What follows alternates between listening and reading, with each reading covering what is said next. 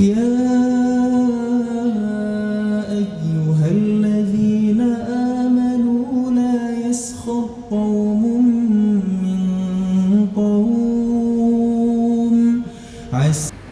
بسم الله الرحمن الرحيم. السلام عليكم ورحمة الله وبركاته.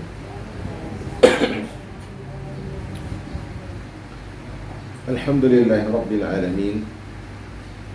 صلى الله وسلم على المبعوث رحمة للعالمين وعلى آله وأصحابه ومن سار على دربه وتمسك بسنته إلى يوم الدين. قال رب العالمين: يا أيها الذين آمنوا اتقوا الله حق تقاته ولا تموتن إلا وأنتم مسلمون. أما بعد. Segala puji bagi Allah yang memudahkan pertemuan ini. Salawat dan salam semoga sampai kepada Nabi yang kita rindui dan kita cintai, dan semoga salawat dan salam itu sampai kepada pengikut-pengikut beliau yang berada di atas jalan beliau sallallahu alaihi wasallam. Kita lanjut membacakan kitab Muqarrar kita di halaman 68. Halaman 68. Pembahasan kita masih tentang menjaga lisan. Menjaga lisan dari ucapan-ucapan yang tidak diridhai oleh Allah Subhanahu wa taala. Dan di sini beliau masih menyebutkan tentang contoh penggunaan lisan dalam perkara yang tidak diridhai oleh Allah Subhanahu wa taala. Itu di poin 7 beliau sebutkan mencaci seorang muslim tanpa alasan yang benar. Beliau menyebutkan Al-Imam Bukhari meriwayatkan Sulaiman bin Harb telah menceritakan kepada kami, Syu'bah telah menceritakan kepada kami, dari Mansur dia berkata, aku mendengar Abu Wa'il radhiyallahu ta'ala anhu menyampaikan hadis dari Abdullah. Dia berkata Rasulullah SAW bersabda, sibabul muslim fusukun wa qitaluhu kufrun. Mencaci seorang muslim adalah kefasikan dan membunuhnya adalah kekufuran. Di sini hadis Nabi SAW yang sahih ini menyebutkan dua sifat keburukan bila dilakukan oleh seorang muslim, maka dia jatuh dalam perkara yang tidak direstui oleh Allah Subhanahu wa taala. Yang masuk dalam pembahasan kita adalah poin pertama, yaitu sibabul muslim fusuqun. Mencaci seorang muslim adalah sebuah kefasikan. Mencaci seorang muslim adalah sebuah kefasikan. Dan ini adalah sifat yang melekat kepada orang yang fasik. Apa makna kefasikan? Beliau sebutkan fasik secara bahasa artinya adalah keluar.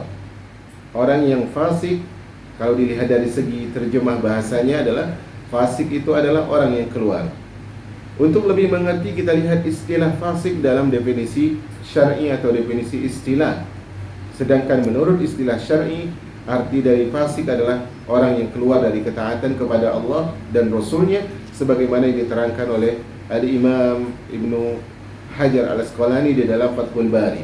Jadi orang yang fasik adalah orang yang keluar dari ketaatan kepada Allah, dari ketaatan kepada Rasul, menuju maksiat kepada Allah dan Rasul.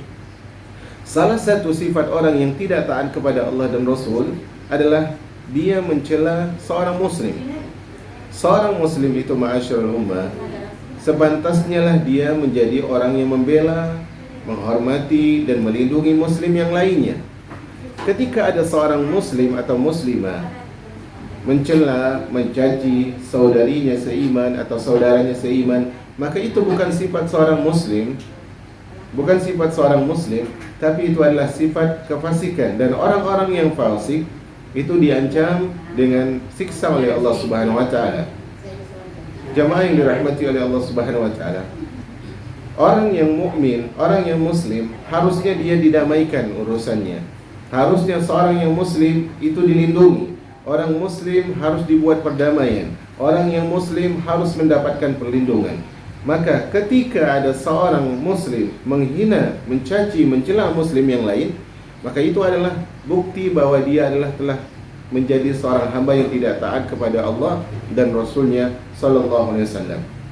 Banyak ayat yang menyebutkan, banyak dalil yang menyebutkan bahwasanya seharusnya antara muslim yang satu dengan muslim yang lain itu bersikap saling menghormati, saling melindungi, saling menjaga kehormatan, saling menjaga kedamaian. Contohnya Allah berfirman dalam surah Al-Hujurat ayat 9. Allah mengatakan, wa in ta'ifatani minal mu'minina iqtatalu fa aslihu bainahuma. Jika ada dua kelompok dari kaum muslimin, kaum mukminin, ada dua kelompok dari orang beriman, mereka berperang, fa aslihu bainahuma, maka damaikan keduanya. Damaikan kedua kelompok tersebut. Subhanallah. Di sini Allah sebutkan kalau ada mereka berperang, berselisih, damaikan. Bukan justru dipecah belahkan, dikompori, dipanasi ini dan itu, dihasut dan sebagainya. Dan salah satu hal yang bisa menimbulkan perpecah belahan adalah ketika seorang hamba mencaci seorang muslim tanpa alasan yang benar.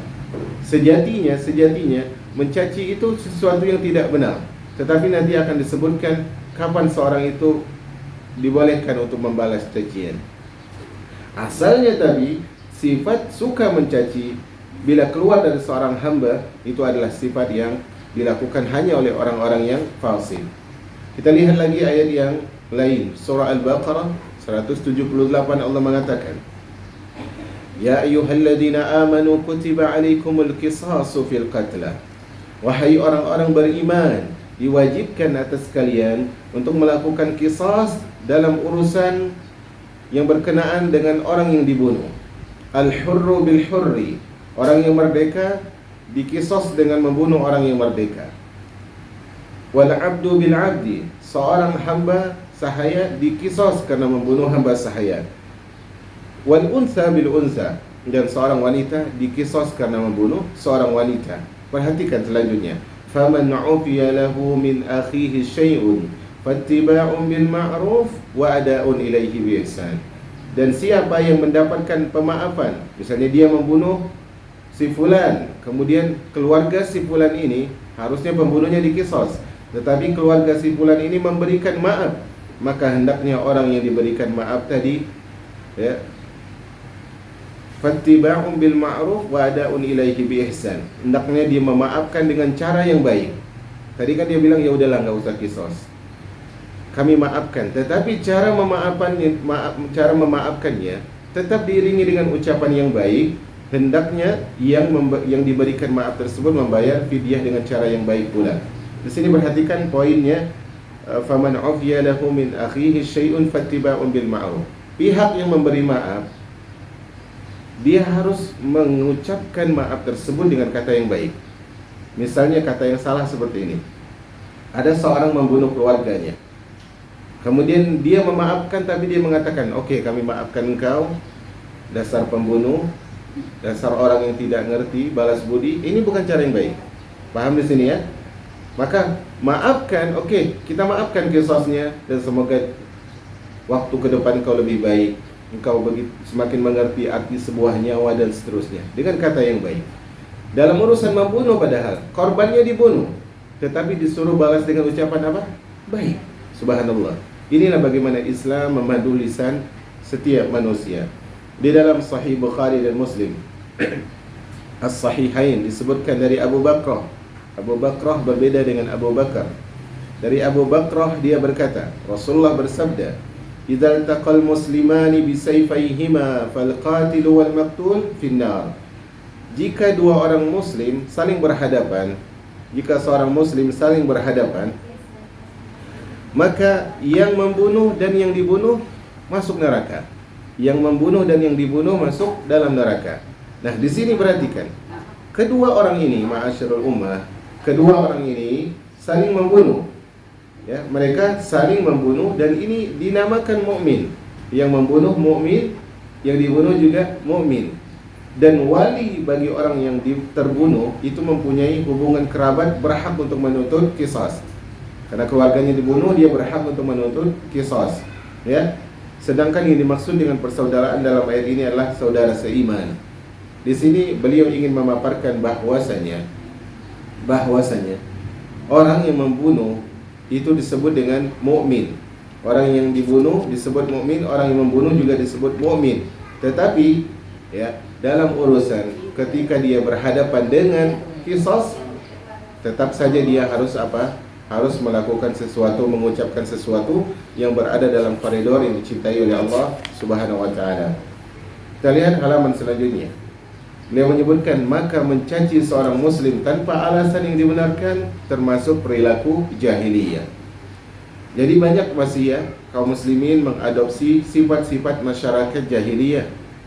Di antara sifat jahiliyah yang masih dianut oleh kaum muslimin, oleh sebagian kaum muslimin, adalah sifat yang suka mencaci. Di sini beliau membawakan riwayat Imam Bukhari yang mengatakan, Umar bin Hafs telah menceritakan kepada kami, ayahku telah menceritakan kepada kami, Al-A'mas telah menceritakan kepada kami dari Al-Ma'rur, yaitu Ibnu Suwaid, dari Abu Dzar dia berkata, Abu Dzar sahabat Nabi dia berkata,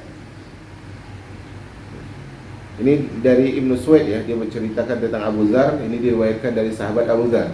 Kata dia, aku melihat Abu Dzar dan anaknya memakai burd, itu sebuah pakaian yang memiliki lis-lis corak begitu.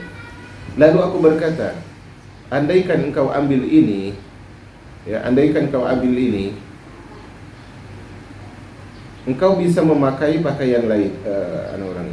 Andaikan engkau ambil ini dan mengenakannya, memakainya, tentulah menjadi hullah. Hullah itu gamis yang lebih bagus, dan engkau bisa memberikan pakaian yang lain. Maka Abu Dzar berkata, dulu, kata Abu Dzar, ini Abu Dzar menceritakan tentang kisahnya di zaman Nabi, ya. Dulu, kata beliau,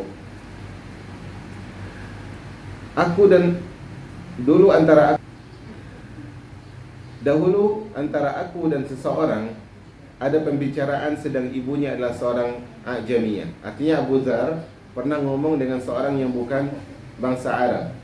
Lalu aku mencelanya karena ibunya. Ibu orang ini bukan orang Arab, Abu Dzar orang Arab. Nah, Abu Dzar radhiyallahu anhu saat itu mengucapkan ucapan yang mengandung celaan terhadap orang ini melalui faktor ibunya yang bukan orang Arab. Maka Nabi SAW atau orang itu melaporkan kepada Nabi SAW, lalu Nabi bertanya kepada Abu Dzar, wahai Abu Dzar, apakah engkau mencela fulan? Kata Abu Dzar, iya wahai Rasul. Maka Nabi bertanya lagi, apakah engkau mencela dia karena ibunya bukan orang Arab, karena faktor ibunya engkau cela dia? Abu Dzar menjawab, iya wahai Rasul. Maka Rasul SAW bersabda, sesungguhnya pada dirimu masih terdapat perilaku jahiliyah. Maka Abu Dzar bertanya, apakah sampai usia setua ini? Beliau menjawab, iya.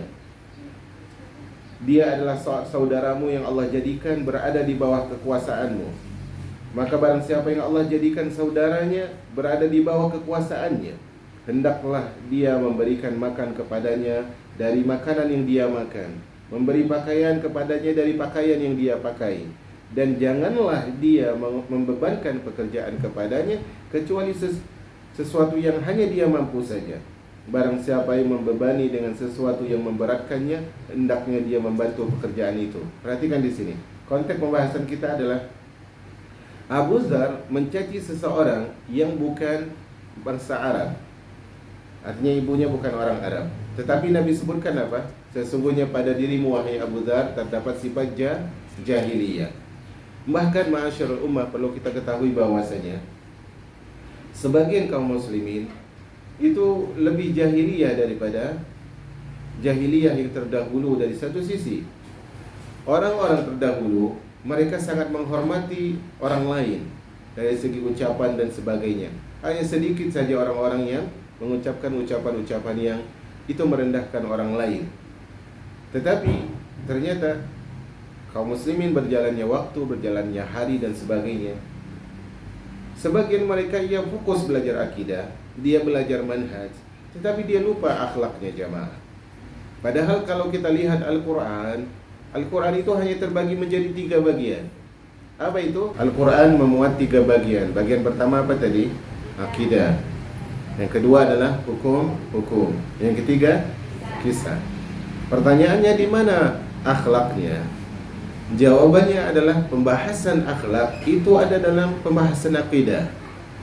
Maka kalau ada seorang yang berusaha untuk mengenal manhaj salaf, dia belajar masalah akidah, manhaj dan sebagainya, tetapi ternyata itu tidak melahirkan akhlak yang mulia, Maka ini adalah sebuah kekeliruan jemaah. Tidak sering dakwah ini dirusak oleh individu-individu yang giat belajar akidah tetapi lupa dalam masalah akhlak. Maka ketahuilah, masalah menjaga ucapan, mencaci, jangan mudah mencaci, jangan mudah mencela, itu penting untuk diperhatikan setiap muslim. Maka beliau sebutkan, sesungguhnya Abu Dzar dengan ucapan tadi telah mengucapkan amalan jahiliyah, melakukan ucapan yang jahiliyah. Jemaah yang dirahmati oleh Allah Subhanahu wa taala, kita harus lindungi diri kita dari sifat yang suka mencaci. Nabi SAW disebutkan tentang Nabi SAW, "Laisa an-nabiyyu sallallahu alaihi wasallam bil-ta'an walal-la'an walal-fahish al-baji walal-fahish al-bazi." Nabi sallallahu alaihi wasallam bukanlah orang yang suka mencaci, bukanlah orang yang suka melaknat. Nabi bukanlah orang yang suka mengucapkan kata-kata yang keji lagi kotor. Itu Nabi sallallahu alaihi wasallam. Perjalanan kita hari-hari ma'asyarul ummah adalah untuk meneladani Nabi sallallahu alaihi wasallam. Bukankah kita sangat ingin bertemu dengan Nabi? Bukankah Nabi SAW adalah satu sosok yang sangat ingin kita melihatnya alaihi salatu wassalam? Tetapi ingat, Nabi SAW bukan orang yang suka mencaci. Nabi bukan orang yang suka mencela. Bahkan kita ketahui Nabi SAW namanya Muhammad, artinya terpuji. Saat Nabi SAW berdakwah di Mekah di hadapan orang Quraisy, orang kafir Quraisy saat itu merubah nama Nabi Muhammad yang harusnya tercela, dipanggil oleh orang kafir Quraisy menjadi Ya Muzammam, wahai orang yang Muhammad artinya terpuji, dipanggil oleh orang Quraisy menjadi Ya Muzammam, wahai orang yang tercela. Apakah Nabi SAW membalas? Tidak, jemaah yang dirahmati oleh Allah Subhanahu wa taala. Karena memang Nabi SAW adalah tauladan terbaik, salah satunya dalam urusan menjaga lisan. Maka beliau sebutkan di sini, ketahuilah bahwa engkau tidak boleh melampaui batas terhadap seseorang. Jika engkau melakukannya, sungguh engkau telah berbuat zalim. Karena kezaliman adalah meletakkan sesuatu tidak pada tempatnya. Jadi pegang ya, definisi dari zalim. Definisi dari zalim adalah meletakkan sesuatu bukan pada tempatnya. Ketika kita mendengar seseorang mencaci kita, kemudian ternyata kita balas dengan sesuatu yang lebih, dia katakan kepada kita, wahai bodoh, kita katakan, engkau sudahlah bodoh, balul lagi. Ini kezaliman, meletakkan sesuatu yang bukan pada tempatnya. Maka kita harus hindari sifat kezaliman ini. Dalam Sahih Muslim disebutkan dari hadis Abu Hurairah bahwa Rasulullah sallallahu alaihi wasallam bersabda, tahukah kalian siapa yang bangkrut itu? Atadruna manil muflis? Tahukah kalian siapa yang bangkrut? Kata Nabi sallallahu alaihi wasallam. Maka para sahabat mengatakan, wahai Rasulullah, orang yang bangkrut di antara kami adalah orang yang tidak punya dirham, tidak punya harta, dia enggak punya uang, dia tidak punya aset. Itu orang yang bangkrut menurut kami, wahai Rasul. Ini yang dipahami oleh para sahabat. Tetapi ternyata bukan itu yang diinginkan oleh Nabi SAW. Nabi SAW mengatakan, sungguh orang yang bangkrut dari umatku adalah orang yang datang pada hari kiamat, dia bawa pahala salatnya, dia bawa pahala zakat, dia bawa pahala puasa. Tetapi di sisi yang lain, kata Nabi SAW, selama dia hidup, dia adalah orang yang suka mencela, dia orang yang suka memfitnah, dia adalah orang yang suka makan harta orang lain, menumpahkan darah orang lain, bahkan memukul orang lain. Dia bawa pahala memang jamaah, dia solat iya, dia zakat iya, dia puasa iya, semua ini rukun Islam. Bahkan mungkin dia puasa sunnah, dia solat sunnah, dia sedekah sunnah. Tetapi di sisi lain apa? Dia suka mencela, suka mencaci, memfitnah, menumpahkan darah, atau dia mengambil harta orang lain. Pembahasan kita di sini apa? Dia suka mencela. Kata Nabi SAW, apa balasan yang dia terima? Maka diberilah si fulan ini kebaikan, maka diberikanlah kebaikan si fulan ini kepada orang yang dia zalimi tadi. Kemudian apabila kebaikannya habis namun kezalimannya belum terbayar lunas, maka dosa orang yang dia zalimi tadi jemaah akan dialihkan kepada dia sehingga dia masuk neraka karena sebab itu. Kedermawanan jemaah, perhatikan ini. Kedermawanan itu baik atau tidak? Baik. Tetapi kalau kedermawanan itu, yaitu bagi-bagi kebaikan itu di akhirat nggak baik jemaah. Kita bagi kebaikan, hari ini kita sedekah, hari ini kita bantu orang ini, hari ini kita tolong orang itu, di dunia baik. Tetapi kalau kita menolong orang dengan pahala kita kasih dia di hari akhirat, itu bukan dermawan, bukan sikap yang baik. Ketika kita butuh menyelamatkan diri kita dari neraka, kita sudah bawa pahala salat, sudah bawa pahala zakat, sudah bawa pahala puasa dan amalan-amalan lainnya. Tetapi ternyata kita berikan pahala itu kepada orang lain dan kita relakan diri kita masuk neraka. Ini bukan orang yang bijak.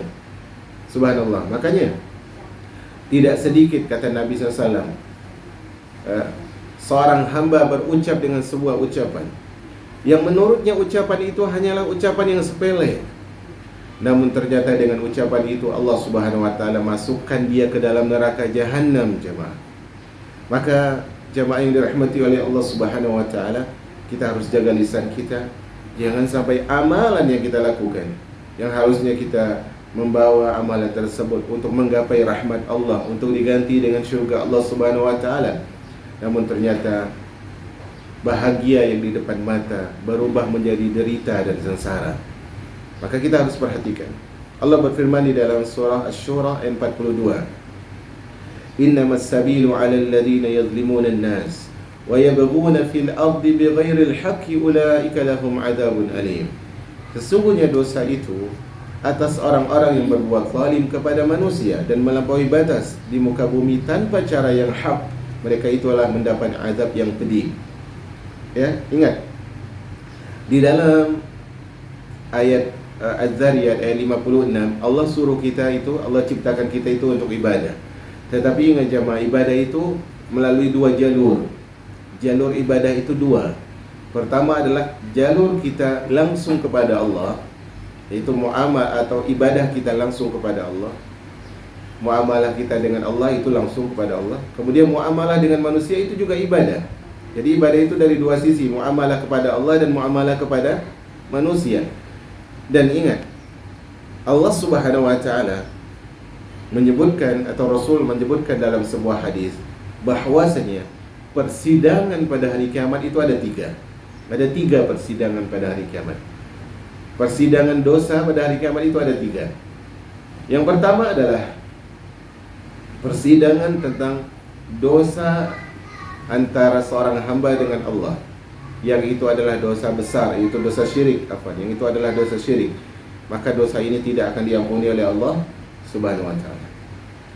Persidangan kedua adalah tentang dosa seorang hamba dengan Allah yang di bawah syirik. Maka di sini adalah Allah akan mengampuni bagi hamba yang Allah kehendaki. Yang ketiga adalah persidangan yang membahas tentang dosa antara seorang hamba dengan hamba yang lain. Maka persidangan ini Allah Subhanahu wa taala tidak akan biarkan. Artinya apa? Allah enggak akan ampunkan hamba ini sampai dia mendapat kerelaan dari orang yang dia zalimi, orang yang dia caci, orang yang dia hina, orang yang dia buat semena-mena kepadanya. Urusan dosa antara kita dengan manusia itu ribet jemaah, ribet sekali. Kalau kita buat dosa kepada Allah, kemudian kita mohon ampun, Allah Maha Pengampun. Tapi kalau kita buat dosa kepada manusia, manusia itu punya sifat sulit untuk memaafkan, kecuali segelintir orang yang dimudahkan oleh Allah Subhanahu wa taala. Maka ada konsep terkadang kita dengar adalah, kalau ternyata benar dia mengganggu kehormatanku, mencelaku, mencaciku, aku akan tuntut dia pada hari kiamat. Pernah dengar ucapan seperti ini?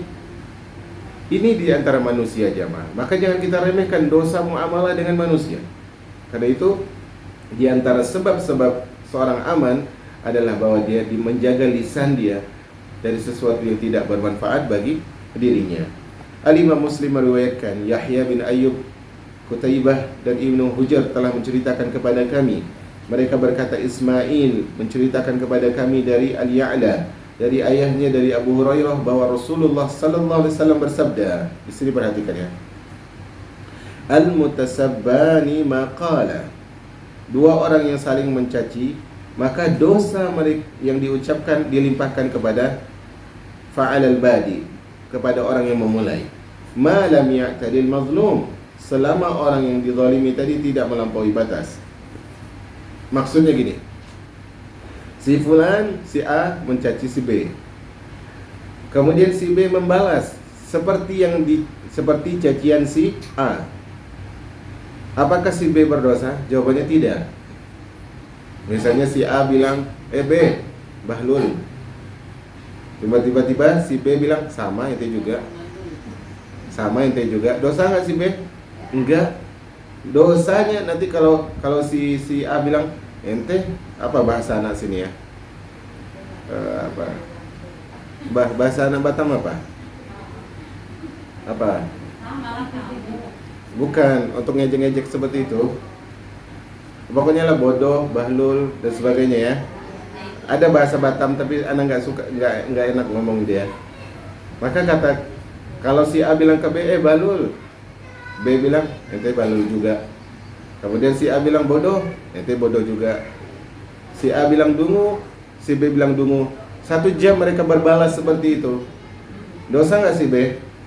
Enggak dosa dia, coba. Enggak dosa. Dosanya kepada siapa? Yang mulai. Dosanya yang mulai. Dengan syarat ini perhatikan. Malam ya'tadil mazlum, selama orang yang si B tadi dia tidak melampaui batas. Misalnya si A bilang gini. Ya. Misalnya si A bilang, si B Bahlul. Si B bilang, ente Bahlul, nilainya 0, enggak paham pelajaran ini, hafal susah banget dan sebagainya. Itu zalim tidak? Melampaui batas enggak? Barulah si B dapat dosa di situ jemaah. Jadi kalau ada orang bilang misalnya mencaci kita lah dengan ucapan yang tidak bagus, kemudian kita katakan ente juga gitu, anti juga sama, enggak apa-apa itu jemaah. Ingat ya, itu enggak masalah. Enggak masalah. Di sini beliau sebutkan sabda beliau, maka dilimpahkan kepada pihak yang memulai, yakni dosanya. Namun siapa yang diperlakukan melampaui batas, maka boleh dia membela dirinya dengan balasan yang sama. Balasannya harus sama. Ya, jangan yang berbeda. Ya. Ingat ya, harus sejajar ya bahasanya jemaah. Kalau enggak, kita dapat dosa. Tetapi apakah hal itu lebih baik ataukah lebih baik kita membalas dengan cara yang baik? Itu pembahasannya nanti. Pembahasan pertama tadi kita bahas apa? Kita bahas buruknya sifat suka mencaci. Oke, pembahasan kedua saat ini dan beberapa waktu ke depan kita membahas tentang bolehnya membalas kezaliman dengan cara yang sama. Di sini perhatikan. Yaitu apa? Mencaci, balas dengan mencaci lafaz yang sama. Tapi tidak semua hal ya. Allah mengatakan dalam firman-Nya di dalam surah Al-Baqarah ayat 198, "Faman i'tada 'alaikum fa'tadu 'alaihi bimithli ma i'tada 'alaikum." Allah mengatakan, siapa yang menyerang kalian, maka seranglah dia seimbang dengan serangan tersebut. Pertanyaannya, Anda tanya lagi. Kan tadi kata Nabi, siapa yang dicela, kemudian dia membalas dengan ucapan yang sama, maka dosanya apa? Kepada yang memulai ya, tadi yang memulai. Ayat ini Al-Baqarah 198 mengatakan, kalau kalian diserang maka seranglah dengan cara yang sama. Pertanyaan Anda, kalau kita dipukul, boleh nggak mukul dengan cara yang sama? Jawabannya enggak.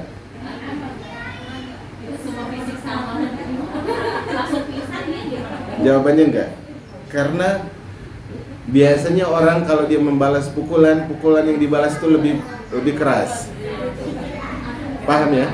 Paham tidak? Beda dengan ucapan bisa sama, bodoh balas bodoh. Nah, si A ini mungkin dia lebih kurus, mukul si B yang lebih gemuk. Sama nggak tenaganya? Beda. Maka di sini susah keadilan jemaah. Maka ayat ini, hadis ini tidak dalam semua perkara. Artinya dalam perkara yang hanya bisa dibalas sejajar, tapi tidak dalam semua kesalahan. Allah mengatakan dalam surah An-Nahl ayat 126, wa in aqabtum fa'aqibu bimithli ma uqibtum bihi.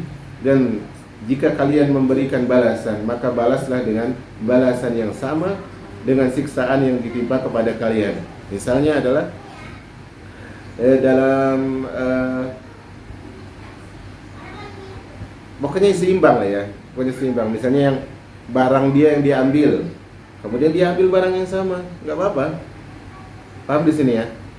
Misalnya barang dia diambil dari halaman rumahnya, maka dia ambil barang yang sama, tidak masalah. Tidak masalah, karena itu mengambil hak dia. Tetapi kalau ternyata berlebihan, maka itu adalah sebuah kezaliman. Wa jazaa'u sayyi'atin sayyi'atu mithluha. Dan balasan dari kejahatan adalah kejahatan, dan garis bawahnya apa? Serupa. Dia harus seimbang. Nah, itu pembahasan kedua, yaitu kejahatan boleh dibalas kejahatan tapi seimbang. Pembahasan ketiga adalah kita lah boleh membalas kezaliman dengan cara yang semisal. Tetapi kita harus tahu bahwasanya membalas dengan cara yang lebih baik itu lebih afdal. Membalas dengan cara yang lebih hikmah itu lebih baik. Allah berfirman dalam surah Fussilat ayat 34 dan 35, Allah mengatakan, وَلَا تَسْتَوِي الْحَسَنَةُ وَلَا السَّيِّئَةُ. Tidak akan sama antara kebaikan dan kejahatan. Idfa' billati hiya ahsan. Balaslah kejahatan itu dengan cara yang lebih baik. Fa idzal ladzi bainaka wa bainahu adawatun ka'annahu waliyyun hamim. Kalau tadi di antara kalian, ya, antara kamu dan dia itu ada permusuhan, kalau kau balas dengan cara yang baik, maka lambat laun kau akan menjadi teman yang setia. Subhanallah.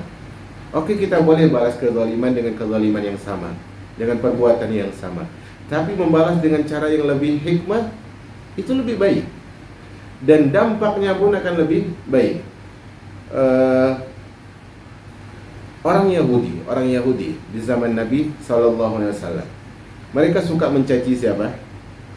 Suka mencaci Nabi SAW. Tetapi mereka tidak bisa memungkiri mulianya akhlak Nabi SAW.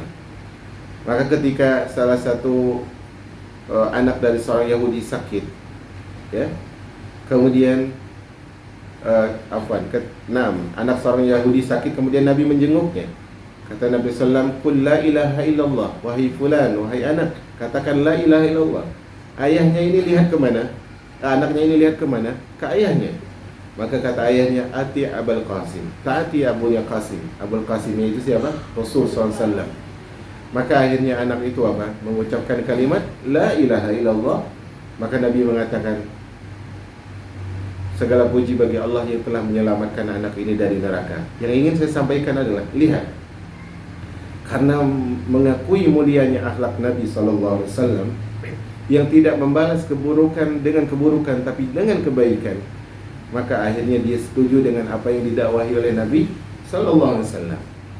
Jadi konsep ini harus kita pegang jemaah. Mungkin satu waktu kita membalas, tapi perbaikilah cara membalas kita. Perbanyaklah cara membalas dengan kebaikan. Allah mengatakan dalam ayat selanjutnya, وَمَا يُلَقَّاهَا إِلَّا الَّذِينَ صَبَرُوا. Sifat yang baik itu tidak akan dianugerahkan melainkan hanya kepada orang yang sabar. Jadi sikap yang kalau dia dibalas, dia maafin, dia dizalimi, dia memuliakan orang itu dengan cara yang baik, ini hanya bisa didapati oleh orang yang pertama apa? Sabar. وَمَا يُلَقَّاهَا إِلَّا ذُو حَظٍّ عَظِيمٍ. Dan sifat itu tidak akan dianugerahkan kecuali kepada orang yang mendapatkan keberuntungan yang banyak. Jadi orang yang suka membalas, oke, dia puas di dunia, tapi dia nggak dapat kebaikan di akhirat jemaah. Kepuasan kita di dunia itu berakhir dengan akhir nafas kita, tetapi pahala di sisi Allah itu akan berlanjut.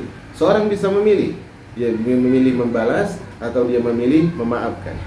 Kita lihat lagi dalam surah Asy-Syura ayat 37 sampai 43. Allah mengatakan di sini, perhatikan.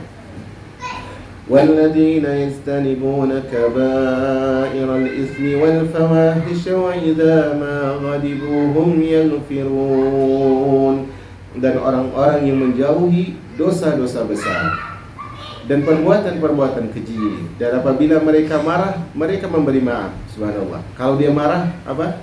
Beri maaf. Ini beda banget nih. Orang biasanya kalau marah apa? Subhanallah. Kebun binatang hadir. Subhanallah, jemaah. Tapi di sini orang-orang pilihan itu kalau dia marah, dia memaafkan. Sifat selanjutnya. وَالَّذِينَ اسْتَجَابُوا لِرَبِّهِمْ وَأَقَامُوا الصَّلَاةَ وَأَمْرُهُمْ شُورَى بَيْنَهُمْ وَمِمَّا رَزَقْنَاهُمْ يُنْفِقُونَ. Dan bagi orang yang menerima, mematuhi seruan Allah kepada mereka, mendirikan salat, sedang urusan mereka diputuskan dengan cara musyawarah di antara mereka, dan menafkahkan sebagian rizki yang Allah berikan, maka mereka ini adalah orang-orang yang baik. Ingat, di ayat ini Anda ingin tegaskan masalah wa amruhum syura bainahum. Dalam urusan itu mereka bermusyawarah. Ini penting jemaah ya. Terkadang kita suka mendahului. Anda dapat juga informasi di beberapa majelis bahwasanya sebagian pengurus itu mudah memutuskan keputusan sendiri padahal dia adalah tim. Maka ini tidak baik dalam persatuan seorang hamba. Ketika tim bagian ini tidak setuju dengan dia, mudah untuk dia rombak dan sebagainya. Bukan seperti itu. Orang-orang beriman cara mereka adalah cara musyawarah. Wa jazaa'u sayyi'atin sayyi'atun mithluha faman 'afa wa aslaha fa ajruhu 'ala Allah innahu la yuhibbul zalimin. Dan bagi orang-orang yang apabila mereka diperlakukan dengan cara yang zalim, mereka membela diri, dan balasan sesuatu kejahatan adalah kejahatan serupa. Maka barang siapa memaafkan dan berbuat baik, maka pahalanya ditanggung oleh Allah Subhanahu wa taala. Sesungguhnya Allah tidak menyukai orang-orang berbuat zalim. Subhanallah ya. Coba jemaah, dalam urusan dunia saja kita bayangkan gini ya. Kalau ada orang bilang kepada kita, Bu atau Mbak mau nggak kerja di tempat saya? Tempatnya adalah tempat yang pekerjaan syubhat atau pekerjaan haram. Tapi dia bilang kepada kita kayak gini, Mbak atau Ibu mau nggak kerja di tempat saya? Pokoknya gajinya nggak terbatas deh. Gajinya nggak terbatas, Mbak mau gaji gimana, mau tinggal di tempat yang bagaimana, mau mobil yang bagaimana, kapan Mbak mau liburan kita fasilitasi. Ini yang pertama. Yang kedua adalah janji dari Allah. Kalau kau tinggalkan ini, kalau kau lakukan ini, maka pahalanya aku yang nanggung. Kira-kira mana yang lebih kita dominan jemaah? Yang kedua jemaah. Karena apa? Yang pertama dia sudah dosa. Pekerjaannya syubhat ataupun apa? Haram. Tetapi juga jaminan dari orang ini terbatas tidak? Terbatas jemaah. Enggak semua akses di dunia ini bisa dia lalui. Enggak semua orang kenal sama dia. Kalau ternyata pekerja ini berurusan dengan polisi, belum tentu majikannya ini bisa apa? Bisa membebaskannya. Dan kalaupun ternyata majikannya ini orang hebat, bosnya ini orang hebat, kalau dia wafat mungkin urusannya akan berbeda. Tapi Allah yang menjamin pahala, apakah Allah itu akan mati? Jawabannya tidak jemaah. Maka kalau Allah sebutkan pahalanya itu tanggungan Allah, udah deh, aman udah. Sama dalam urusan rizki. Urusan rizki siapa yang nanggung? Allah Subhanahu wa taala. Maka subhanallah, semoga Allah merahmati seorang hamba yang mengucapkan ucapan ini. Ya, ada orang yang mengatakan kepada dia, wahai fulan, kenapa engkau enggak takut miskin? Maka orang ini mengatakan, wa kaifa akhaful faqr wa ana abdul ghani. Dia mengatakan, bagaimana mungkin aku takut miskin sementara aku adalah hambanya Allah yang maha kaya. Subhanallah. Rezeki itu sudah dijamin sejak kapan? Sejak kita menjadi janin di rahim ibu kita jemaah. Maka kalau urusan dengan Allah udah deh, tenang aja deh. Urusan sama Allah semuanya tenang. Makanya Nabiullah Ya'qub alaihissalam mengatakan, innama ashku bathi wa huzni ilallah. Seperti yang disebutkan, sampaikan oleh Ustaz Haris di pertemuan terakhir kita. Ucapan Nabi Yaqub alaihi salam, dari derita demi derita yang dia alami, dia mengatakan, innama ashku bathi wa huzni ila Allah. Hanya kepada Allah aku adukan keluh kesahku. Subhanallah. Senikmat-nikmatnya curhat adalah curhat kepada Allah Subhanahu wa taala. Curhat kepada Allah itu tidak berbalas kata, tapi berbalas apa? Berbalas solusi. Kita nih kalau curhat sama ustadz nih, ustadznya kira-kira ngasih jalan keluar nggak? Jalan keluarnya itu tapi bukanlah sebuah solusi. Dia cuma mengarahkan. Dokter pun sama, dia cuma kasih resep. Tapi kalau kita curhat kepada Allah jamaah, kita curhat kepada Allah, Allah memberi solusi semua perkara.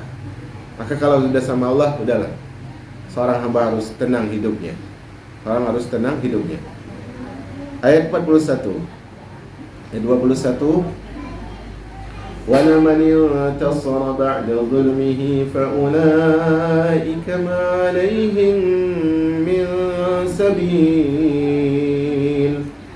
Dan sesungguhnya orang-orang yang membela dirinya sesudah teraniaya, tidak ada satupun dosa terhadap mereka. Sesungguhnya Allah mengatakan, innamas sabilu 'alal ladzina yadhlimuna an-nas. Sungguhnya dosa itu atas orang yang berbuat zalim kepada manusia, wa yabghuna fil ardi bighairil haqq, melampaui batas di muka bumi, ulaika lahum adzabun alim. Bagi mereka azab yang pedih. Kemudian Allah tutup, wala man sabara wa ghafara inna dzalika lamin azmil umur. Dan siapa yang sabar kemudian dia memaafkan, sesungguhnya perbuatan demikian adalah lebih utama. Subhanallah ya. Jadi kalau kita memaafkan itu lapang dada kita jemaah. Jadi ketika ada orang bertanya kepada kita, mungkin kita bertanya hari ini, apa sih sebab lapangnya dada? Di antara sebab lapangnya dada adalah kita suka memaafkan orang lain. Kenapa hati kita itu mudah ada dengki, mudah ada benci, mudah ada hasad, mudah ada suudzon kepada orang lain? Karena kita sulit memaafkan. Subhanallah ya. Makanya banyak orang tersebut gagal masuk ke dalam neraka Allah Subhanahu wa taala karena faktor dia suka menyimpan keadaan manusia di dalam hatinya. Hatinya itu bagaikan CCTV bagi aib orang lain. Semuanya direkam. Sehingga orang kalau sudah, pertanyaannya ya, kalau orang itu sudah tahu bahwa si fulan itu banyak dosa, kira-kira dia akan hormati tidak? Sulit, sifat manusia enggak mudah menghormati. Kalau dia tahu orang itu banyak salah sama dia, mudah nggak dia memaafkan? Sulit jemaah. Maka salah satu cara lapang dada adalah dengan kita mengurangi apa? Mengetahui aib orang lain, dan kalau kita sudah tahu, kita mudah untuk memaafkan. Subhanallah. Allah berfirman memuji orang yang membalas keburukan dengan kebaikan.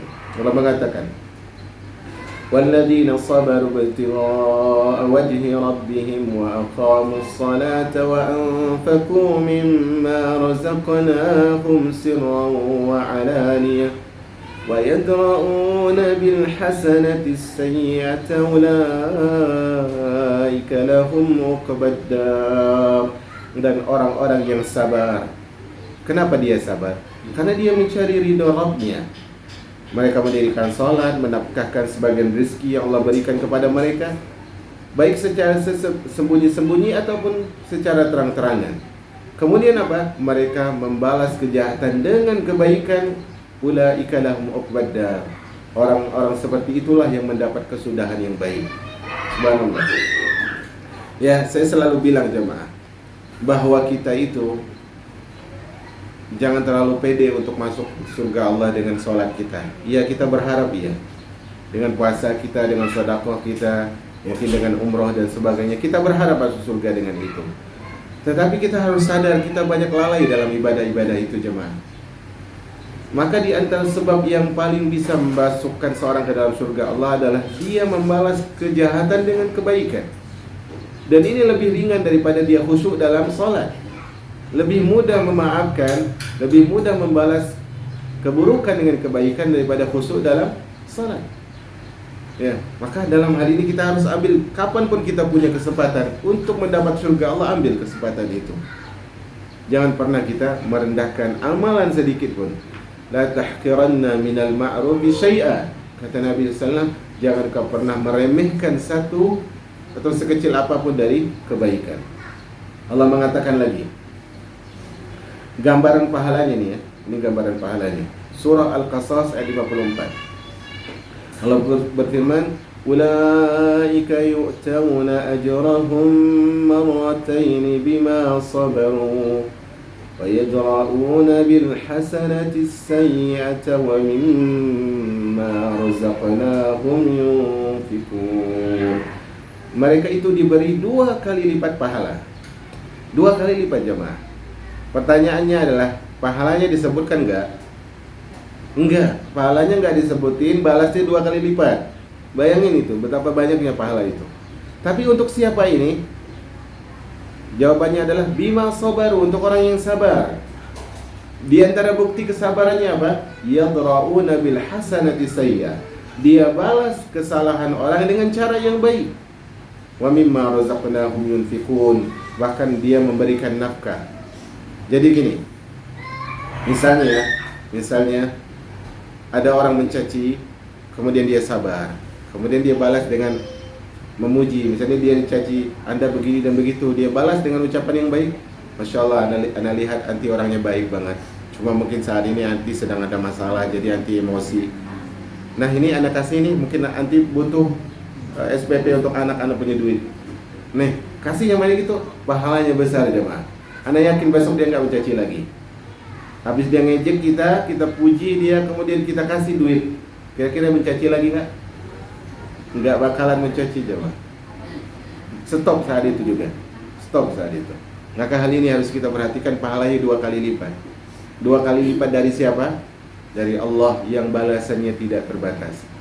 Nah, satu-satunya jalan agar kita dapat pahala yang tidak terbatas adalah dengan sabar jemaah. Allah mengatakan innama yuwaffas sabiruna ajrahum bighairi hisab. Hanya, perhatikan, hanya orang yang sabar aja yang pahalanya nggak ada batas. Orang sedekah kali lipatnya ada batas nggak? Ada.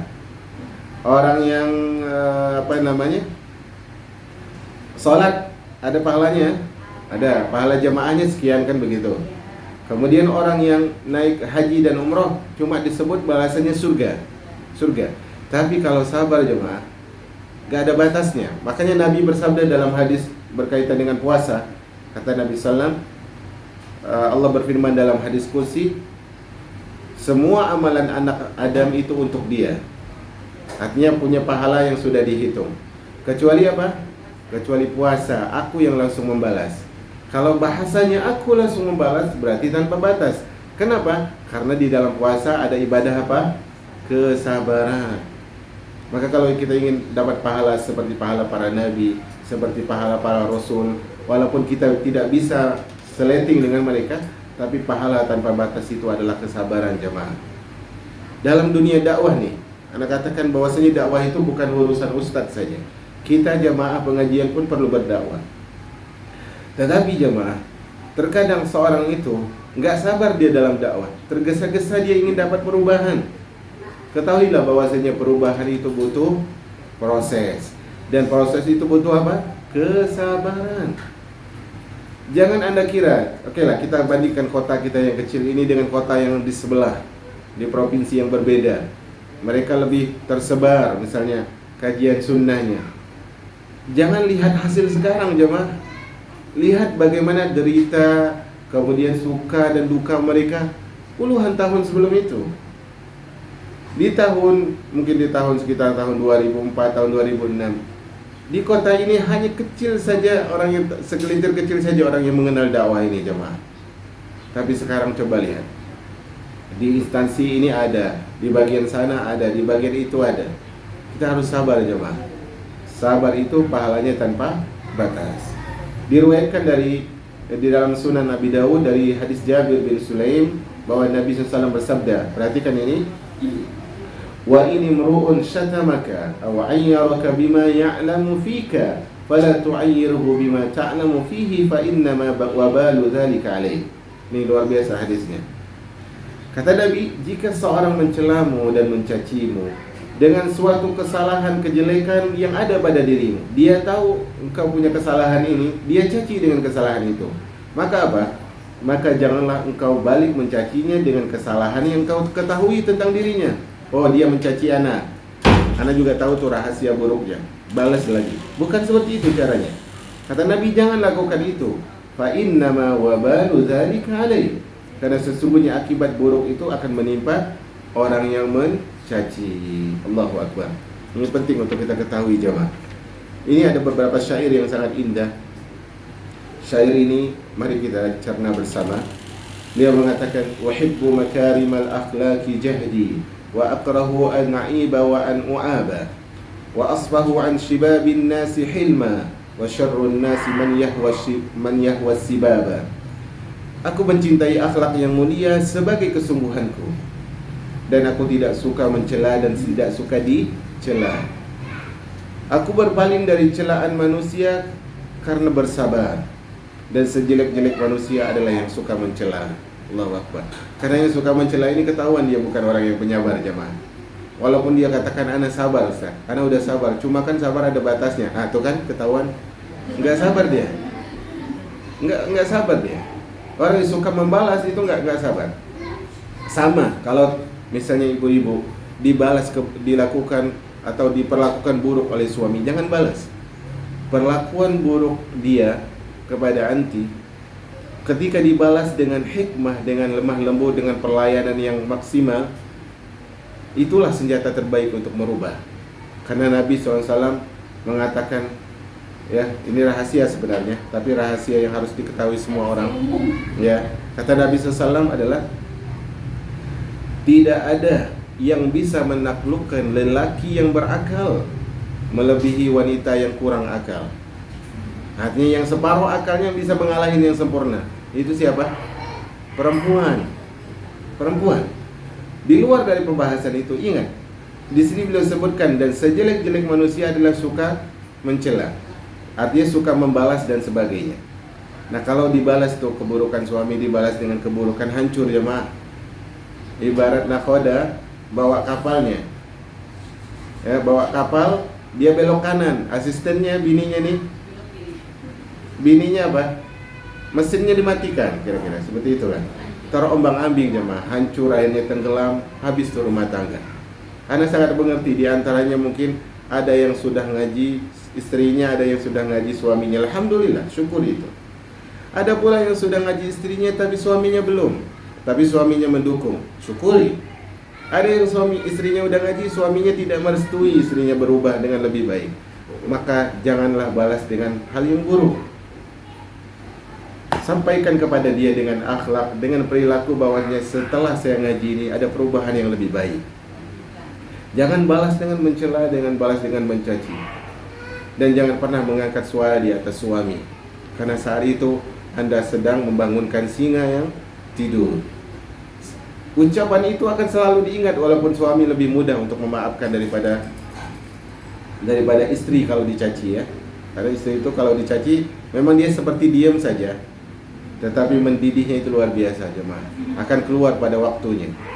Tapi ada suami-suami yang mereka, subhanallah, kalau dicaci dia berusaha untuk, oh ya ini mungkin dosa saya yang ini nih, tadi ana lakukan dosa ini di jalan, kemudian pulang ke rumah tiba-tiba manyun dan sebagainya. Maka hal ini perlu diperhatikan, ya. Penyair yang lain mengatakan, ini bagus juga nih, semuanya bagus sih. Wa idza tulita bi khasmin la khalaqa lahu fakun ka'annaka lam tasma' wa lam yakun. Masyaallah, indah banget. Jika engkau ditimpa fitnah yang tidak ada buktinya, maka jadilah engkau seolah orang yang tidak mendengar dan tidak berbicara. Maksudnya gini, kalau ada orang caci kita nih, orang menghina kita begini begitu, mencela kita begini dan begitu, jadilah kita seperti orang yang tuli dan bisu. Udah, dia gini kata-kata A, B, C, tapi orang tuli gimana coba? Gak dengar cacian itu. Harusnya gitu sikap kita jemaah. Tapi kita itu terlalu apa? Terlalu sering ingin balas Balas apa? Balas kesalahan dia kepada kita. Ingin menampakkan ente bisa gitu, ada juga bisa gini, dan sebagainya. Maka hal ini nggak baik. Kecuali kalau kita lihat hal itu adalah melampaui batas, baru kita jelaskan membela diri kita. Pada asalnya kita nggak perlu bela diri. Ya, pada asalnya kita tidak perlu membela diri kepada orang-orang yang lemah akalnya. Idza nataqas safihu fala tujibhu fa khairun min ijabatihi sukutu. Ini kalau nggak salah ucapan Imam Syafi'i. Kata Imam Syafi'i, jika orang yang bodoh bicara kepadamu, jangan kau jawab. Sebaik-baik jawaban untuk orang bodoh adalah diam. Orang yang bodoh itu apa? Orang yang mengucapkan sesuatu yang gak bermanfaat, itu orang bodoh. Kalau dia mengatakan ini itu udah diam. Capek sendiri jemaah. Capek sendiri. Kalau perlu udah kasih dia minum. Kalau dia dia capek, keselak ketika mencaci kita, kasih dia minum. Habis itu mungkin dia caci lagi, diam aja. Karena sebaik-baik balasan adalah diamnya kita. Karena buang tenaga jemaah, buang tenaga, ngabisin waktu. Kemudian apa?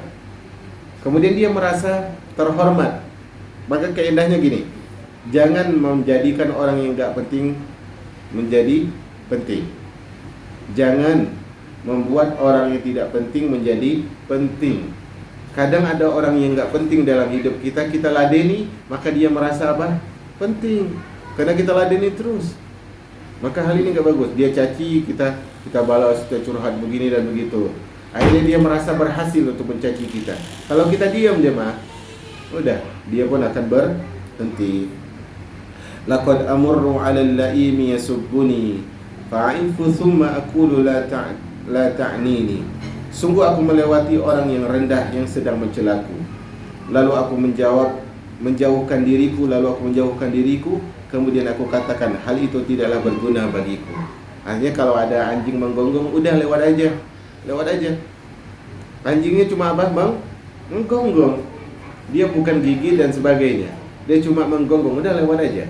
Karena hal itu akan lebih melancarkan urusan kita. Kalau setiap orang komen kita stop hidup kita, lampu merah nih, urusan selanjutnya tersendat jemaah. Jangan biarkan umur kita yang berjalan tidak bisa mentari itu kita stop, tidak bisa rembulan itu kita tahan.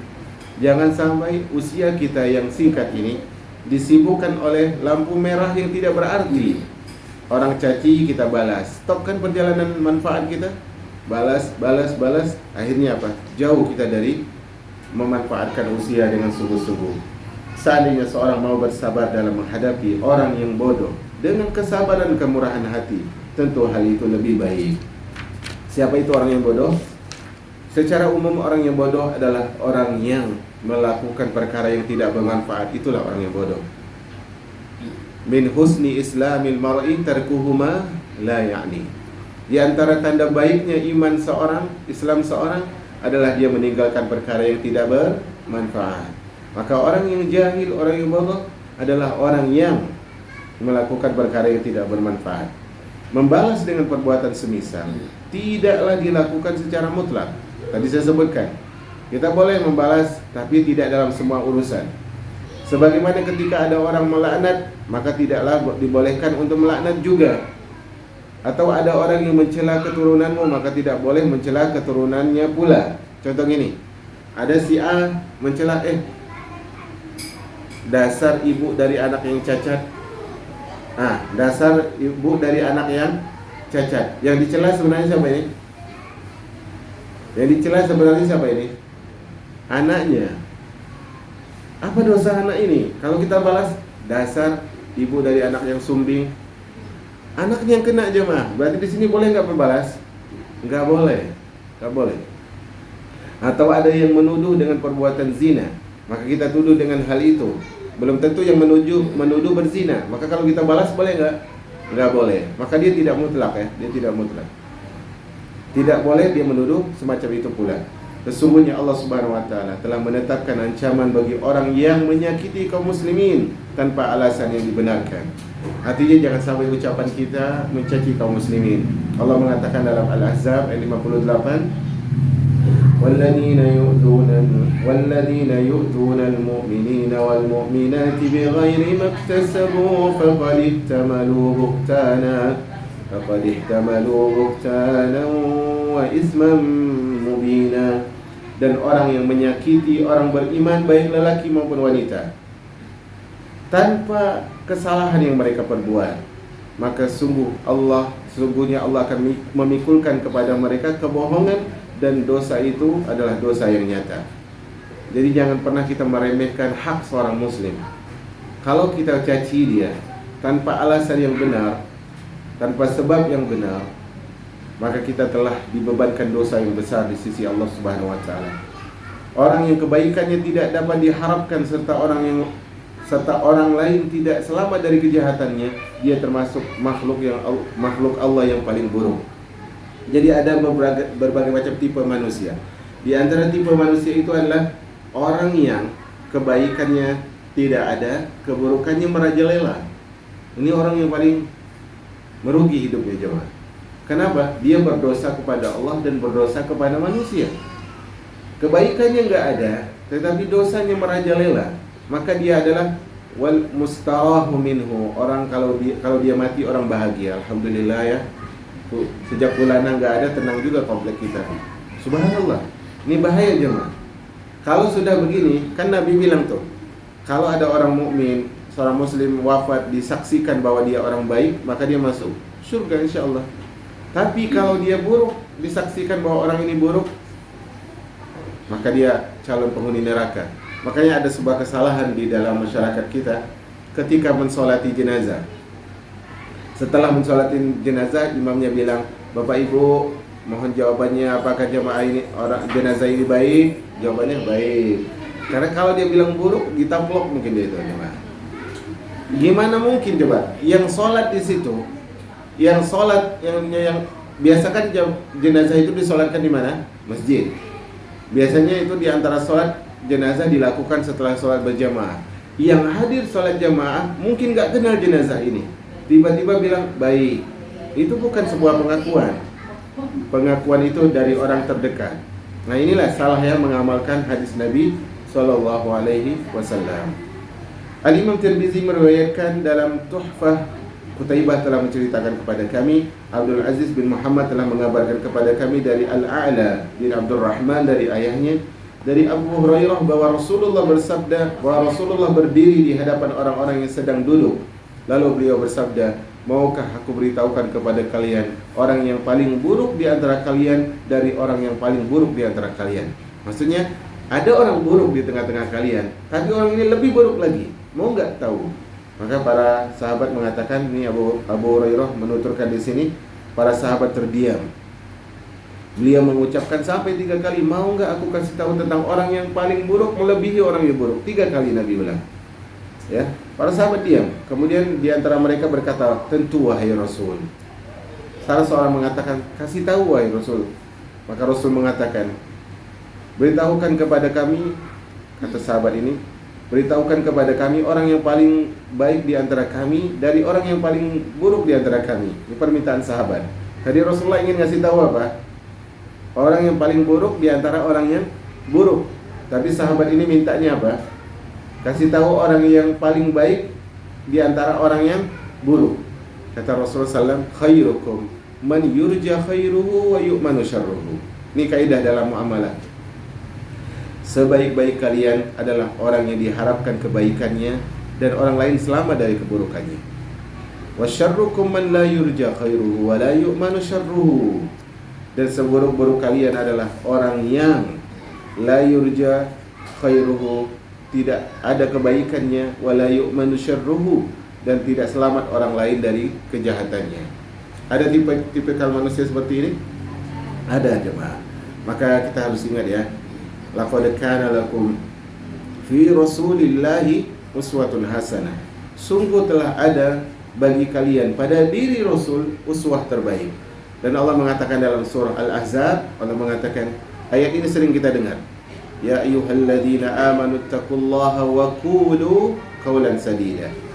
Wahai orang-orang beriman, bertakwalah kepada Allah dan ucapkanlah ucapan yang baik. Apa balasannya? Yuslih lakum a'malakum wa yaghfir lakum dzunubakum. Kalau kalian melakukan ucapan yang baik, Allah perbaiki amalan kalian, Allah ampuni dosa-dosa kalian. Pernah nggak direnungin ayat ini?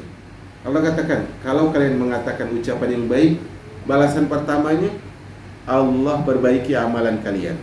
Jadi kalau kita merasa amalan kita kurang khusyuk, amalan kita kurang ikhlas, amalan kita kurang maksimal, amalan kita kurang istiqamah, amalan kita kurang baik, di antara alasannya adalah karena kita gak jaga lisan kita, jemaah. Kata Nabi SAW, la yastaqimu imanul abdi hatta yastaqima qalbu. Sungguhnya iman seorang hamba gak mungkin istiqamah sampai istiqamah qalbunya, hatinya. Wala yastaqimu qalbuhu hatta yastaqima lisanu. Dan qalbunya tidak mungkin istiqamah, gak mungkin lurus sampai lurus lisannya. Kelihatannya nggak ada sangkut pautnya ya, nggak ada kaitannya antara sholat dengan ucapan. Sebenarnya ada. Antara sedekah, antara ikhlas, antara mengamalkan sunnah dengan ucapan. Ada. Siapa yang ingin istiqamah, jaga lisannya. Siapa yang ingin istiqamah, jaga lisannya. Makanya di antara yang paling istiqamah dari umat ini adalah Abu Bakar. Karena Abu Bakar sering berbicara dengan lisannya. Wahai lisan, begini-begini. Dia sering bercermin, megang lisannya. Dengan itu Allah Subhanahu wa taala jadikan dia hamba yang paling berat timbangan imannya setelah para nabi dan rasul. Semoga Allah Rabbul Alamin yang menjadikan bagi kita lisan, memberikan kemampuan untuk berkata dengan ihsan, menjadikan kita orang yang mampu masuk ke dalam surga Allah Subhanahu wa taala bersama orang-orang yang baik, dan menjadikan kita sebagai orang yang dibimbing lisannya dalam urusan yang diridhoi oleh Allah Rabbul Alamin. Wassallallahu ala nabiyyina Muhammad. Alhamdulillahi Rabbil Alamin. 10 menit untuk satu pertanyaan. Ibu silakan. Ya. Salam.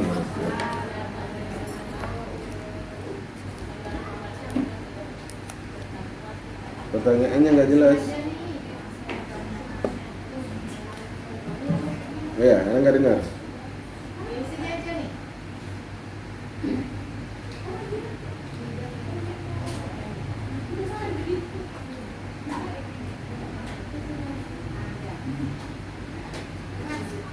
Ustaz, ada 2 pertanyaan yang mau saya tanyakan. Salah satunya adalah bahwa kita dianjurkan untuk menghindari orang-orang yang mempengaruhi tentang kita. Terus ada orang-orang atau mahat yang yang mengambil dalil tersebut untuk menghindari sahabat-sahabatnya, padahal sahabat-sahabatnya itu bukan pezina, malahan itu sahabat-sahabatnya adalah orang-orang yang nabi yang mungkin bisa membawa dia atau meningkatkan ketika dia lagi butuh gitu. Nah itu itu yang sering kita lihat kadang di kita sebagai umat Indonesia.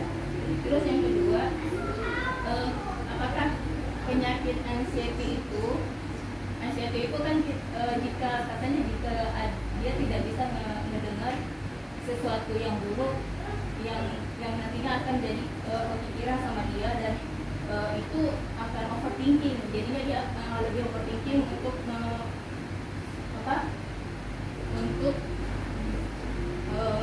bertindak dengan perkataan orang lain gitu kan. Nah, apakah itu termasuk ini Ustaz, nafsu sendiri aja, karena seringnya mereka terlalu berlebihan gitu Ustaz untuk menyikapi perkataan orang, padahal teman-teman itu kan bukan hanya satu, dan dia lebih menghindari dari teman-teman yang sebenarnya itu adalah teman-teman baik yang bisa membawa dia kepada kebaikan gitu Ustaz. Ya. Nah, pertanyaannya sebenarnya satu.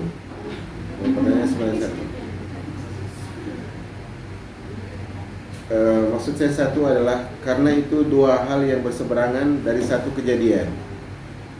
Mungkin maksudnya begini. Dalam muamalah itu ada dua sisi orang. Sisi pertama adalah orang yang mudah meninggalkan saudaranya yang salah. Yang kedua adalah sisi yang berbeda adalah orang yang mudah baper dengan ucapan saudaranya atau saudarinya yang menasihati. Mungkin begitu maksudnya? Ya. Untuk yang pertama, bagi pihak yang ketika melihat saudarinya bersalah, dan ini memang kasus, dan Anda lihat memang kasus ini tidak hanya pada ikhwan tapi juga ada pada akhwan, yaitu mudah dia untuk membuat kelompok. Artinya ini adalah kelompok kami yang rajin bermajlis, yang gak pernah futur, yang jarang selfie, yang jarang dan sebagainya lah.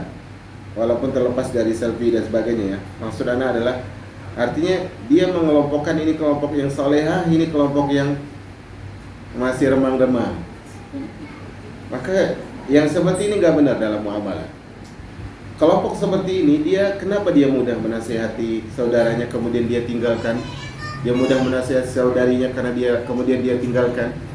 Karena dia ingin nasihatnya yang didengar. Dia ingin diakui bahwa dia itu pemberi nasihat.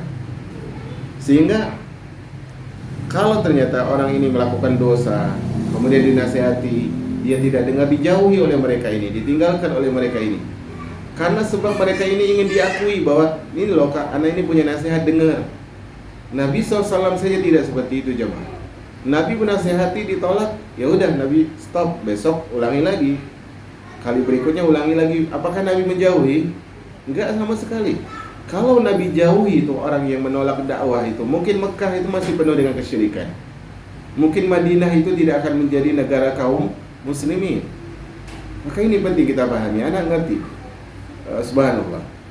Bahkan yang memiliki sifat seperti ini itu tidak jarang ya, tidak jarang. Status yang dia upload itu semuanya status sindiran. Status yang dia upload semuanya status sindiran.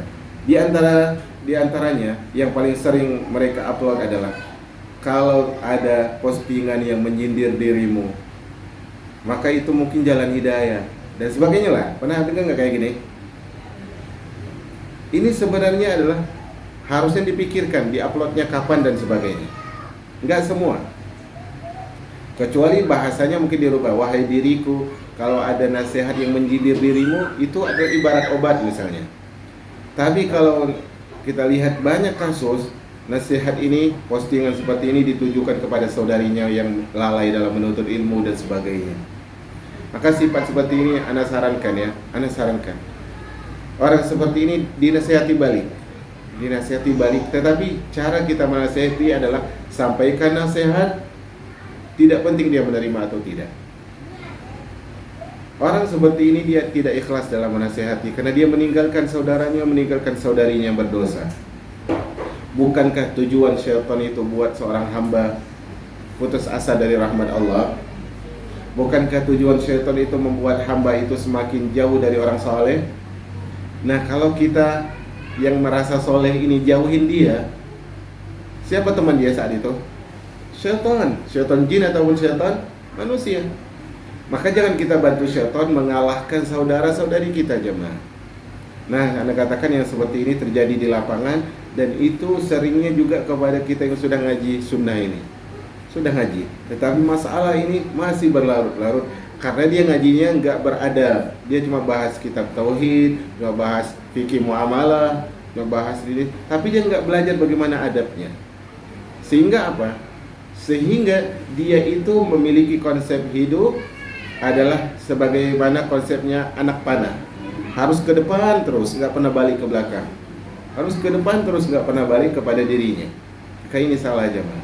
Yang seperti ini, saran Ana adalah kita bersabar menghadapinya. Kalau itu adalah kita, maka kita koreksi diri kita. Itu bukan cara nabawiyah, bukan manhaj Nabi SAW. Bukan cara Nabi SAW. Banyak memang orang yang futur karena sebab ini, walaupun kita tidak membenarkan orang yang futur itu. Ada orang yang salah diingati, akhirnya dia merasa terpojokan, kemudian dia makin futur. Orang itu semakin futur salah.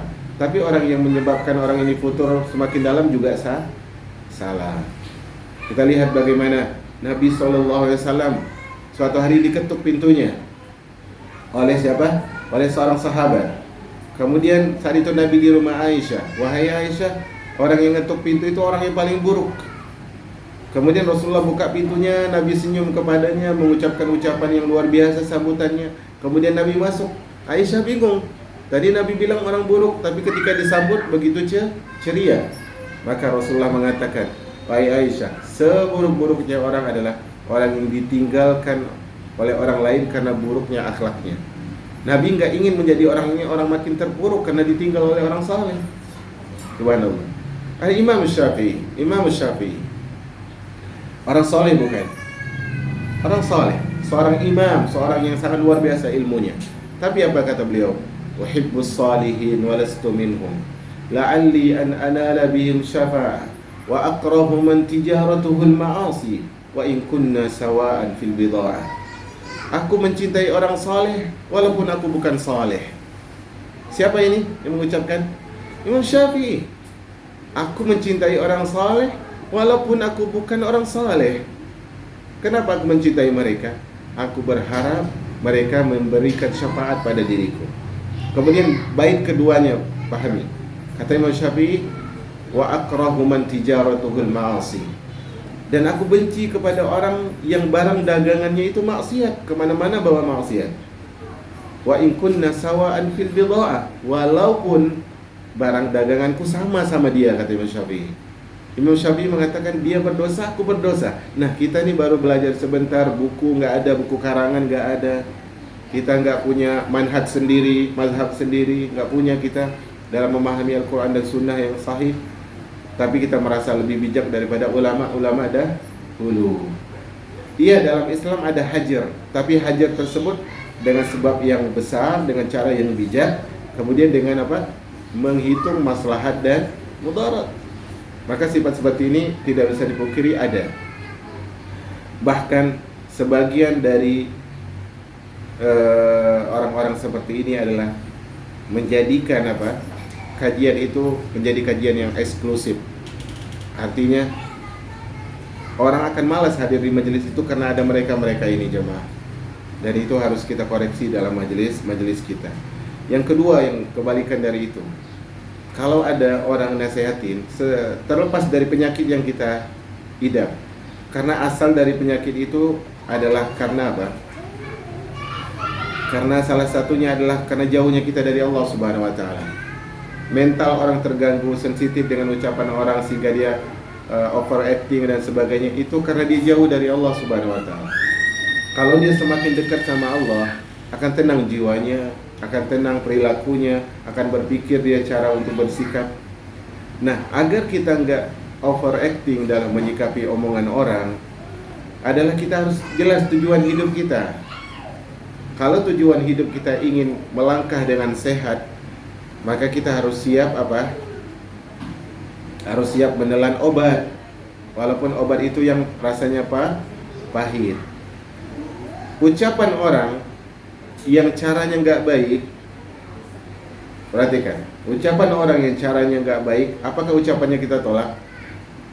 Nggak boleh kita tolak. Nggak boleh kita tolak. Dia caranya salah, itu urusan dia. Tetapi ucapannya yang memuat nasihat, renungkan itu, jemaah.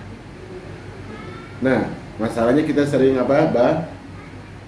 Baper. Kita sering baper. Itu maksudnya anak. Kalau orang postingan ini, kita lagi ada masalah sama fulana, kemudian fulana posting nikahnya fulana nyindir anak nih.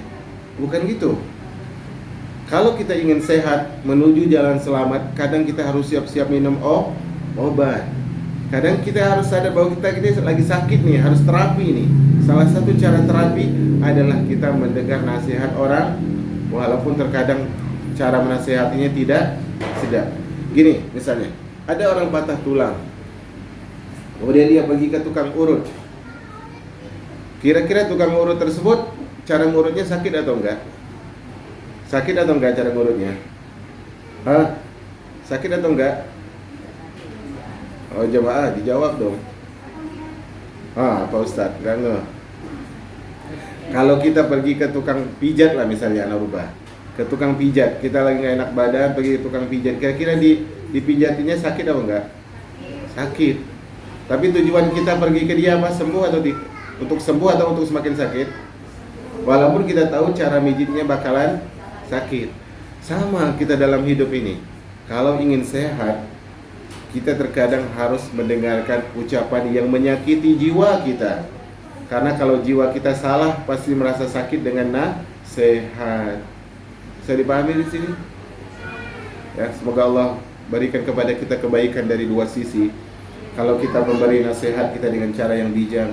Kalau kita diberikan nasihat, kita menyikapi pula dengan cara yang bijak. Semoga Allah maafkan kesalahan-kesalahan kita yang sudah banyak menolak nasihat dan menjadikan orang semakin jauh dengan dakwah karena sikap-sikap kita.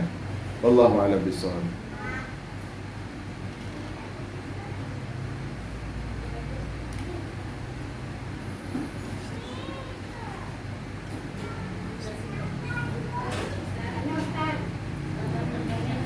Silakan.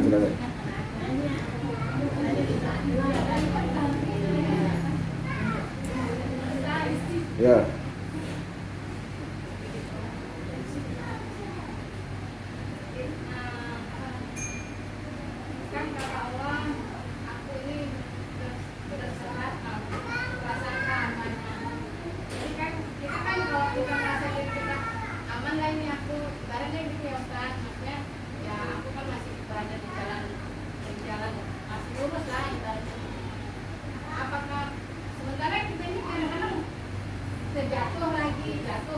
Jatuh lagi.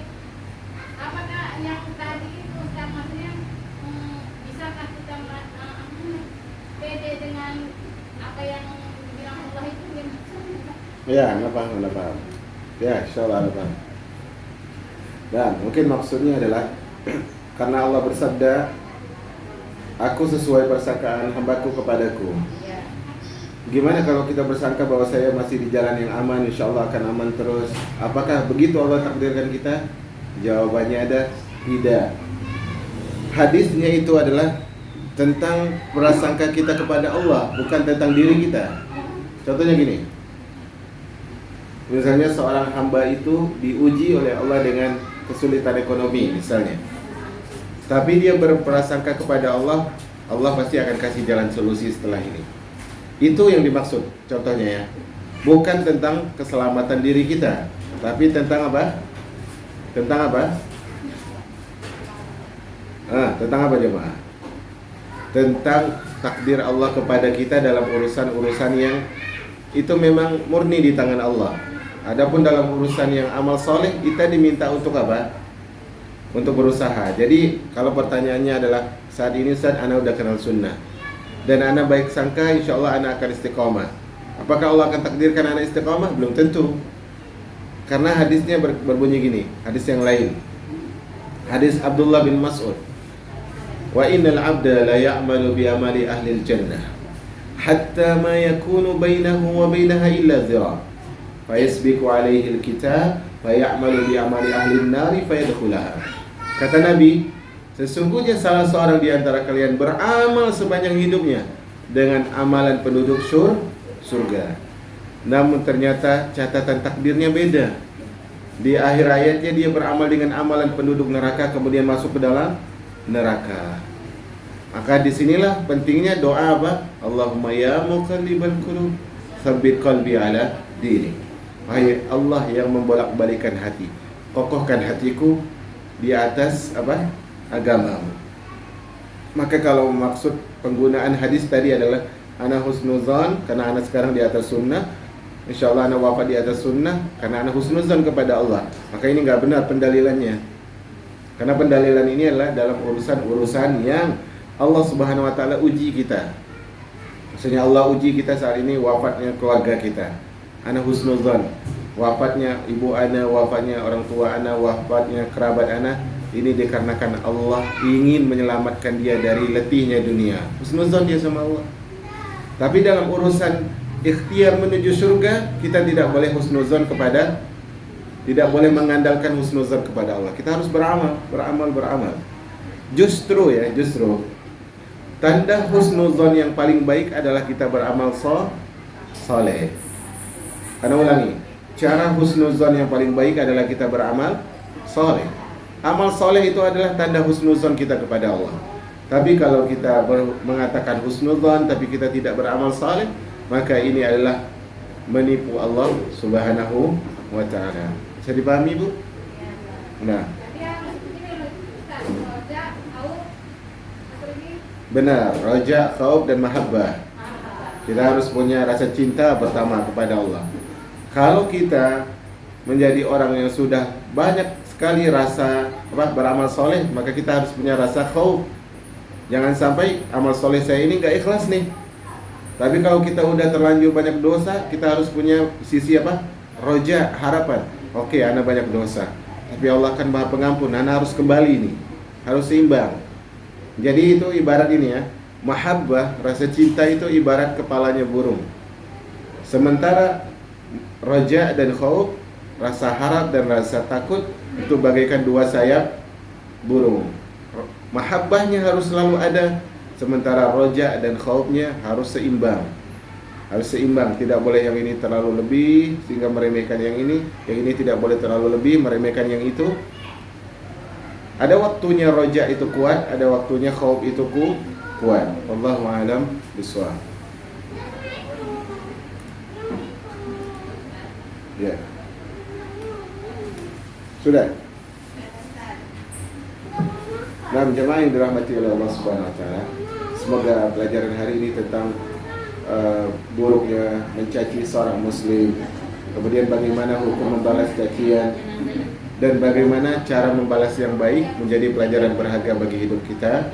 Ketika kita dicaci dan dihina oleh orang lain, kita tutup dari doa kafaratul majlis. Subhanakallahumma bihamdika asyhadu an la ilaha illa anta astaghfiruka wa atubu ilaik. Assalamualaikum warahmatullahi wabarakatuh.